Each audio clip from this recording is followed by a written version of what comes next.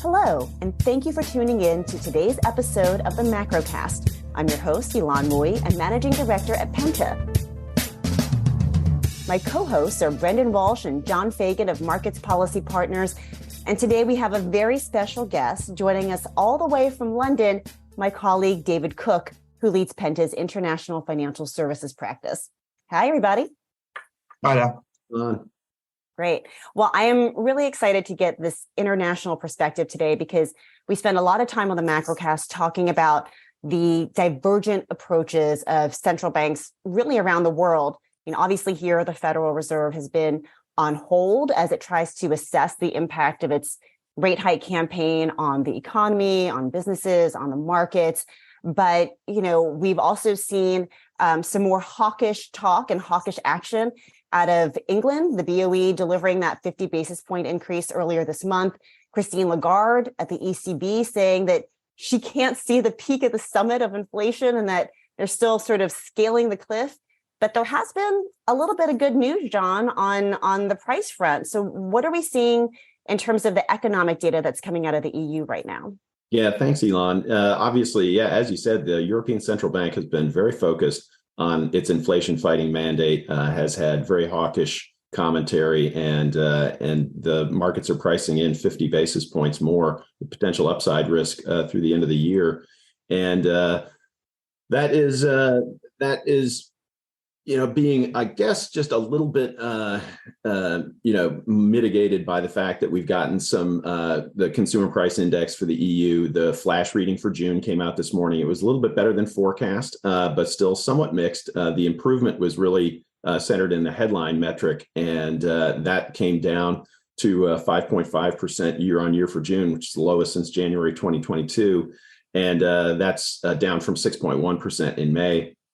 This was slightly lower than consensus, and the core reading really was also just slightly below consensus, but it ticked up to 5.4 from 5.3 in May, which is not what the central bankers are going to want to see. So a little bit of a mixed bag there, and improving relative to expectations, but still that core metric is really where the focus is going to be for policymakers. David, does it feel any better from where you sit? I mean, you're based in London, but you travel all over Europe, all over the continent. What is the condition on the ground, and how are businesses thinking through this environment? Well, I mean, I think, as you've already said, there was a big rise from the Bank of England, last week, I think, and that has taken people a little by surprise, although it wasn't entirely unpredictable. I mean, I think today's news will put the Bank of England under even more pressure because it shows that inflation is falling in continental Europe, but not in the UK. And one of the interesting things that's been happening in the UK is as we are moving towards an election next year, the policymakers are trying to show, politicians will be trying to show things are getting better. And that's not really happening. And therefore, you can see some of the rhetoric is almost looking for someone to blame, and that's causing even more pressure on the Bank of England. So the fact that a sort of different set of figures has appeared in the Eurozone is going to make that pressure more intense, I think. Yeah, it's like that age-old saying here in the US, it's the economy, stupid, right? We even saw President Biden this week trying to frame his economic message also ahead of the 2024 elections and really sort of double down on Bidenomics. And, I kind of wonder if, at least where it stands right now, the economy could be a tailwind for the administration going into the presidential elections next year, considering that the U.S. consumer in particular has been fairly resilient throughout this whole process. We saw consumer spending on services is still strong. We got some new numbers around U.S. inflation today. John, was there anything in that data that stood out to you? So when we look at the data this morning in the U.S., it's a little bit slower. Again, this is an incremental kind of improvement that we're seeing. It's not exactly like crashing down. The personal the core PCE price index is really where the Fed is focused. And on the month-on-month basis that we got this morning, in May, it was down to 0.3% month on month. That's down from 0.4% the previous. But again, that's not rock bottom by any stretch of the imagination. That takes down the year on year headline. Headline to 3.8. But look at the core PCE prices is 4.6. That's slightly down from the previous 4.7. But it's not really getting as closer to the Fed's 2% target as quickly as policymakers would like. And I think that headline core dichotomy, there are a lot of data quirks that are involved in it. And there's a lot of discussion about how, the way that property and rent is calculated into these numbers really creates a big lag or tends to create some sort of lag in the core.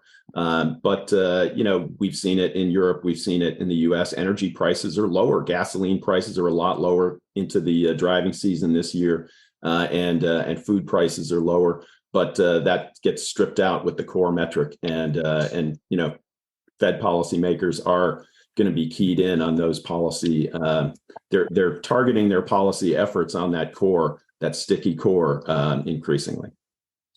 David, energy prices have been such a big factor in Europe. We've seen really dramatic increases after the Russian invasion of Ukraine. It's been a big concern for policymakers over there. Are you guys seeing any relief, or what's the status? Well, there have been some falls in energy prices. I mean, they do remain stubbornly high. The responses from governments have been different. I mean, the UK has given a kind of across-the-board support to all households, whereas the EU, which doesn't have the ability to really to spend funds in that way, have tried to get involved in the market. And actually, quite an interesting and some may think worrying precedent was to actually start setting maximum prices, so interfering directly in the market. But there seems to be some relief on energy prices. But as I said before, consumers particularly in the UK, are really feeling it in their pocket, and that as well as actually being harmful for the economy, there's almost no growth. Consumers are cutting back spending, but it's a huge political issue, and of the core issues that the next election will be fought on will be whether or not there's actually any relief on people's pockets over the next 12 months. And it just, listening to the figures from the US, I mean, policymakers in the UK would dream of having those figures. They would be celebrating right now in the street. Yeah, I thought it was interesting in the inflation data that we got out today. It showed that PCE inflation month over month was actually, higher if you exclude food and energy than if you included food and energy, because the drop in gasoline prices has been so dramatic. So while we've seen, gas prices during sort of the beginning of this recovery cycle really push up inflation measures, you're starting to see that impact of it coming back down here. I'm going to try something which may or may not work. So our listeners, please bear with me, because our own Brendan Walsh is conducting monetary policy by walking around, or at least by driving around, if you will, right? Sort of that famous line. And yes. I believe, Brendan, you actually just went to the gas station. So what are you, as we speak here, what the prices that you paid at the pump? Did it hurt your pocketbook? This was $3.72, which is that seems like a normal price around the Northeast. And if the traffic in Southern Connecticut is any indication of the economy, the roads are absolutely packed. All of that revenge travel that John Dick, our other regular guest from Civic Science, has talked about is unabated and still underway as folks enjoy their summer vacations, get on the road. I thought it was also interesting that one of the things that was highlighted in the inflation data today is that international travel remains still very strong, and that spending on airlines is still very strong. So consumers are definitely still looking to spend their money on those services and on those experiences that they feel, really matter, especially in a post-pandemic environment. I also wanted to chat about this idea that inflation, while it is perhaps moderating or perhaps not growing as quickly as it has in the past, is still sticky, is still persistent, and is still higher than central banks would like. And I just think about post the great financial crisis, how often central bankers talked about this idea that rates would be lower for longer, and really tried to use that as a way to convince the markets that the Fed would not react to blips in the inflation data. Now it seems like central bankers are talking about this concept of higher for longer and trying to make sure that markets don't get baked into a set path of rate hikes. John, what do you think about that? And do you think that markets are listening to that concept? Do you think they've bought onto that idea? Yeah, over the past couple of weeks, well, the past month or so, there's been a lot more a credence, I think, given to the Fed's higher for longer mantra that they've just been, repeating and repeating. But through the spring, there was the futures markets just weren't listening. You had rate cuts priced in as early as September and coming down pretty swiftly from there. Maybe not to back to zero or those kind of basement rock bottom levels that we've had in the post-global financial crisis era, but a really quick pirouette was what the futures markets were saying, and it was completely at odds with what Fed Chair Powell and almost all of the other FOMC members were saying with great clarity and force when they did say it. So this has gotten into the psyche of the markets. Finally, the message has gotten through. The rate cuts that were priced in the back half of this year have almost entirely been priced out. The July rate hike has been supported by not just Fed rhetoric, but the data that's been coming in. We can talk a little bit more about the GDP upside revision and some of the other data showing resilience. And that has, to a greater extent, cemented market expectations for at least one more rate hike by the Fed. But I think that the Fed's communication on this has gotten pretty good, right? They've gotten through on the higher for longer. But I think that keeping people guessing on these last couple of rate hikes is sort of what they want to do to tamp down excitement over the inevitable plateau of rates. And Fed Chair Powell and some of the other FOMC members have begun to talk about, maybe it's not so important, where the peak is, but, how long you stay there. And it's hard to find, what's the terminal rate? What's the optimal, tight rate? Is it 5.25? Is it 5.5? That is probably, a harder question to answer than if we keep rates in relatively high restrictive territory for a long time. We know that if we maintain that, that'll give time for that policy to really feed through into the economy. Yeah, I thought it was interesting that Powell tried to put not just the July meeting, but I believe the September meeting on the table as potential periods when the Fed would act, when the Fed could hike rates. I mean, it doesn't seem like fundamentally it matters much if the Fed moved in September or if it moved at its next meeting in terms of the macroeconomic impact, but just the signaling that every meeting is going to be a live meeting. And every meeting, the Fed is going to be looking at the data and trying to just really have that data dependent outlook and not get the market so convinced in terms of which way the Fed is going to go or when the Fed might act. I thought that was really significant because they just want to keep the markets and investors and businesses, quite frankly, on their toes. Mm-hmm. David, go ahead. Yeah, and Chair Powell has, they really have done that, and over the past, through the testimony, through the dot plot that came out with the latest meeting, and the sense, we've been sort of a broken record on this point, Brendan and myself, but the real next challenge for the Fed would be if the US economy goes into a recession or significantly deteriorates in the second half of this year. That's going to be the second part of this communication challenge, which will be, no, seriously, the market will immediately, if there's a deterioration in jobs, next week or in future months, the market is going to rush right back to price and rate cuts by year end, and that is going to be a moment where the Fed really has to dig in its heels and say, hey, we're serious about this higher for longer, even if the economy is sliding off the table a little bit. David, how are businesses thinking about this? I mean, do you feel that in Europe and in the UK, businesses are they still going strong? Are they still looking to hire, or are the rate hikes starting to feed through to the real economy? Well, I mean, we've spoken about the rate hikes do have an impact on people, maybe not immediately like they used to, but they are, the topic is how it's affecting people's mortgages and how that feeds through to their spending power. I mean, the economy, the PMIs say that the service economy is doing fairly well, is fairly optimistic, but manufacturing is really, really in trouble. And I think when you've got an economy like the UK, it's quite unbalanced if we're being honest.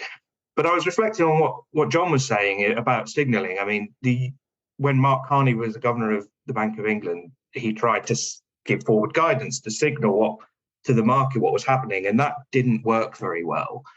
And then what is a normal rate of interest rate for a central bank now? Because we've had 20 years where it's impossible to know. So what are we going to look like as a long-term paradigm? Are we looking at sort of 1%? Are we looking at 6% as normal? If you look back far enough, you see all of the lots of different normals, and that makes it very hard for businesses to plan, and it makes it very hard for to understand the cost of capital within in the economy and what that means for growth. But I mean, the UK, there are not many optimistic signs. I mean, the FTSE, having had a good performance, is lagging very much behind the S&P 500. There's a lot of discussion about companies are not listing in the UK anymore. Is the UK still an attractive place? And then to return to the point that becomes political, because a lot of choices have been made about the UK economy over the last 6-7 years. Are we seeing, are there any positive implications of where we are right now? I mean, let's hope so, but certainly people will be looking to demonstrate them as soon as they can. David, I'm interested to hear what you think, and there's no easy answers, obviously, but what do you think a prudent policy platform to address some of the most pressing issues for the UK might look like? Thanks for that question. I mean, it's very hard to say, really. I mean, there's quite a lot of re-regulation going on in the UK. There are some, question marks and questions being asked about whether the system is fit for purpose, whether the bank is acting well, whether the regulatory system is working in the right interests of, in the interest of the UK. I mean, really, the UK needs to kind of have a period of stability where there is, whatever your politics, whatever you feel about Brexit, what business needs is a period where there's not huge changes in regulation coming all the time, where there's not huge uncertainty over what kind of relationship economically the UK is going to have with the EU, with the US, with the rest of the world. What is the vision for the UK in a global economy in 5 years? That's what we really need, in my view. It's not so much about, it's more difficult to give you an answer about what that is, but I think we need to get there, and we need to get there really quite quickly. I think that's a good segue to the next part of our conversation. Please stay tuned. We're going to take a quick break here. And then when we come back, we're going to talk about banking regulation on both sides of the pond, as well as answer your questions in our new Macrocast mailbag.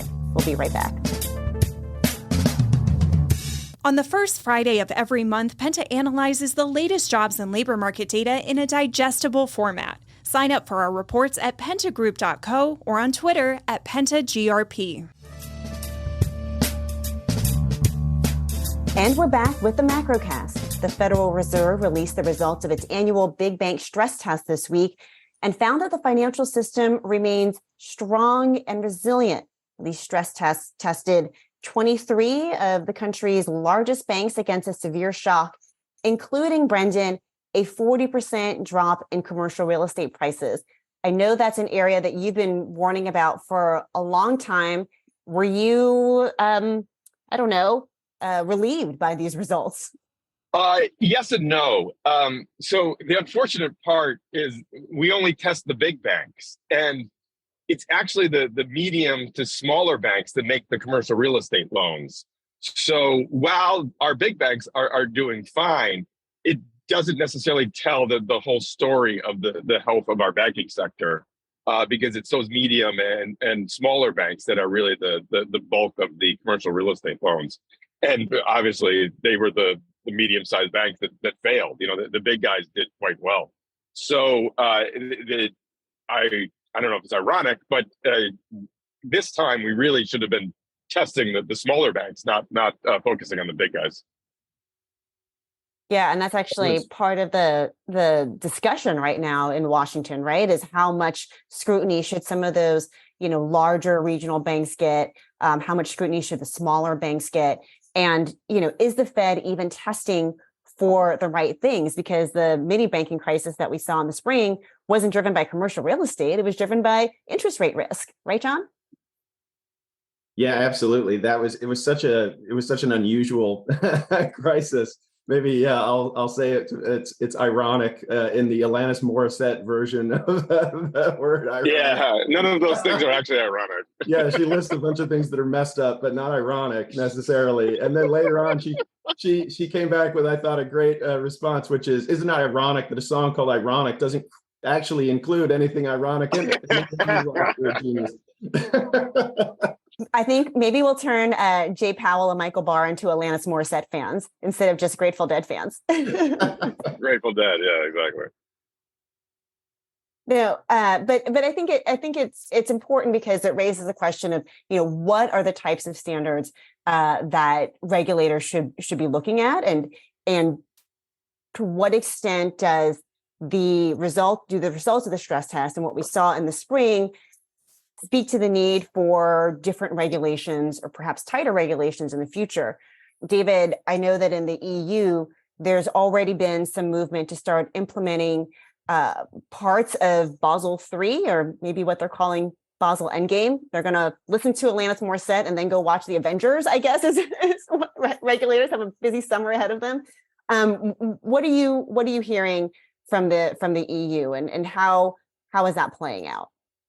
So there's always been a kind of active debate about whether the EU properly implements Basel. I won't get into an Alanis Morissette being an English pedant about what the word ironic means, but there is a kind of, it's almost difficult sometimes to say with a straight face that the EU has fully implemented Basel III, because there's quite a lot of political dynamics around the way banking regulation is done. I mean, they have this banking union project where they're trying to move the biggest banks to be supervised and assessed centrally by the single supervisory mechanism. But there is, when it comes to actually designing the laws, a tension between whether you disadvantage big banks versus small banks by implementing tougher requirements for bigger banks. And that has kind of led to this outcome where it's not quite right on big banks and it's quite heavy on smaller banks, which after the failure of SVB, the Europeans made a big show of that they had a stronger system. But on the stress tests, I mean, I worked at the UK's FSA during the financial crisis, and my real, the stress tests are serious, in Europe, the UK and the EU, serious exercises that are done properly. But it is a case of, the question is, are regulators fighting the last war? So I think we can all be fairly satisfied that if the circumstances of 2007, 2008 arose again, the banks would be in a much better position. But there are new threats. And you mentioned the interest rates. I mean, the sudden move in interest rates had a really quite unexpected impact on banks' balance sheets. And I think that is in itself really interesting. And regulators will certainly come and look at that again.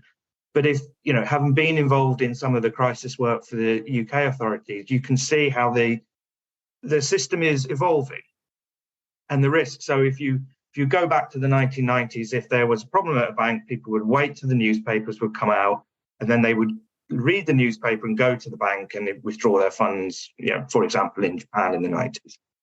In the banking crisis of sort of 2007 in the UK, the media crews would drive around looking for queues at banks, and people would be, and they would see those queues and broadcast them on the news as this is a breakdown in the banking system. Not particularly helpful, but that was the period when 24-hour news happened. Now we've got social media and we've got banking apps, so you can flip your whole deposits almost instantly. And if you get your social media messaging wrong, you could actually start a panic among your customers.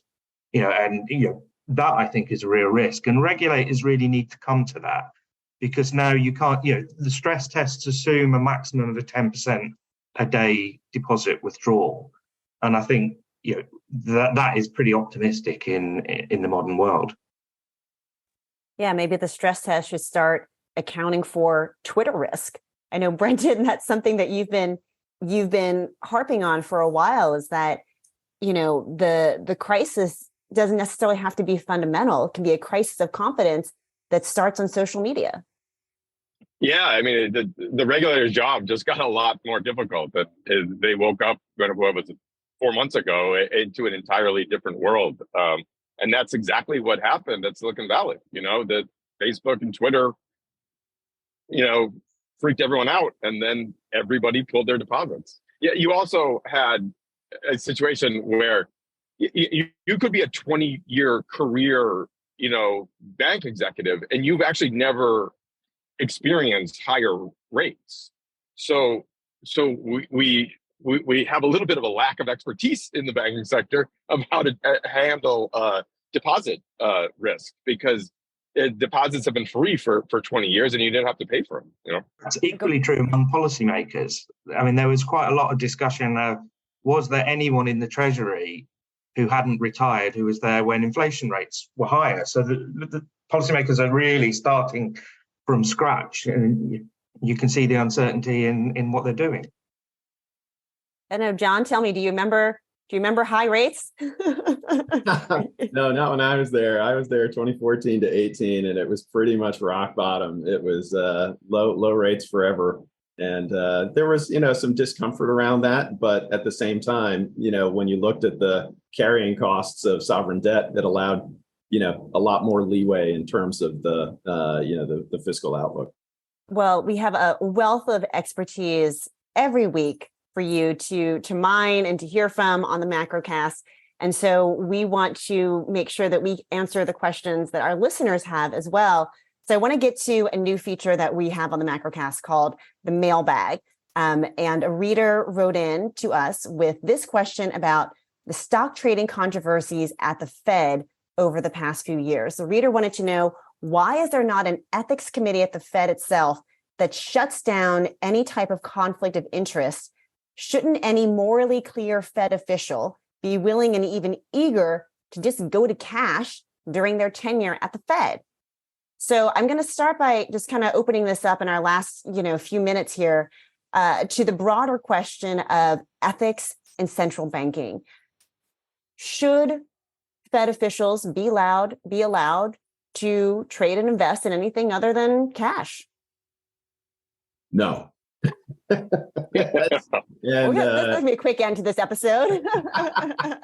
Yeah. This one, it boggles my mind. Like, John and I worked at a hedge fund, and we had clients, and you just weren't allowed to do things, and then you just did it. I don't understand how the Fed can't figure this one out. Yeah, the other thing, when we were at the hedge fund, in the run up to the global financial crisis, and for about a decade after, the Fed essentially was the single most important thing to get right. You wanted to make money in financial markets. Like, there was the post global financial crisis market landscape was just so dominated by the Fed and QE and all of these programs. And if you especially the programs, if you'd given any like trader worth their salt like a playbook as to or at least even a deep insights behind the curtain as to what the Fed was going to do, boy, they would have made an absolute fortune. And if you knew TARP was going to come a couple of days early, you would have made a fortune.